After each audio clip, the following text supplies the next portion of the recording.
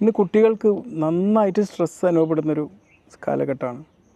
മാനസികാരോഗ്യ പ്രശ്നങ്ങൾ മുൻകാലത്തെ കുട്ടികളെക്കാൾ ഇന്നത്തെ കുട്ടികൾക്കുണ്ട്. കാരണം അവർക്കിന്ന് കമ്പയർ ചെയ്യാൻ വേണ്ടിയിട്ട് കഴിഞ്ഞ ദിവസം വന്നൊരു പേഷ്യൻ്റ് എനിക്കിപ്പോൾ ഓർമ്മയുണ്ട്. 10ാം ക്ലാസ് പഠിക്കുന്ന ഒരു കുട്ടി, അവൾക്കൊരു ഐഫോൺ വാങ്ങി കൊടുക്കാത്തതിൻ്റെ പേരിലുണ്ടാകുന്ന സ്ട്രെസ്സ്, പഠിക്കാൻ പറ്റുന്നില്ല, രക്ഷിതാക്കളെടുത്ത് പണം ഉണ്ടോയെന്ന് ചിന്തിക്കാതെ അത്ര ഇന്നത്തെ കുട്ടികൾക്ക് നീഡ്സ് മുൻകാലത്തെ കുട്ടികളെക്കാളും കൂടുതലാണ്. പണ്ടത്തെ കുട്ടിയുടെ ഒരു നീഡ് എന്ന് പറഞ്ഞാൽ ചിലപ്പോൾ ഒരു ചെറിയൊരു കാറ് അല്ലെങ്കിൽ ഒരു ടോയൊക്കെ വാങ്ങിയാൽ മതിയാവും. ഇന്ന് അവരുടെ പിയർ ഗ്രൂപ്പിൻ്റെ കയ്യിൽ ഇപ്പോൾ ഒരാളുടെ കയ്യിൽ ഐഫോൺ ഉണ്ടെങ്കിൽ അടുത്താക്കും അത് വാങ്ങണം. ആ രീതിയിലുള്ള ഒരുപാട് അതിൻ്റെ പേരിലുള്ള സമ്മർദ്ദങ്ങൾ കഴിഞ്ഞ ദിവസം നമ്മൾ കണ്ടതാണ്. ഒരു കുട്ടി ആത്മഹത്യ ചെയ്ത് നമ്മൾ കണ്ടതാണ്. ടൂറിന് പോകാൻ പൈസ ഇല്ലാത്തതിൻ്റെ പേരിൽ ആത്മഹത്യ ചെയ്തു. ഇത്രയും നീഡ്സൊക്കെ മീറ്റ് ചെയ്യാൻ രക്ഷിതാക്കൾക്ക് പറ്റാത്തൊരു സാഹചര്യവും.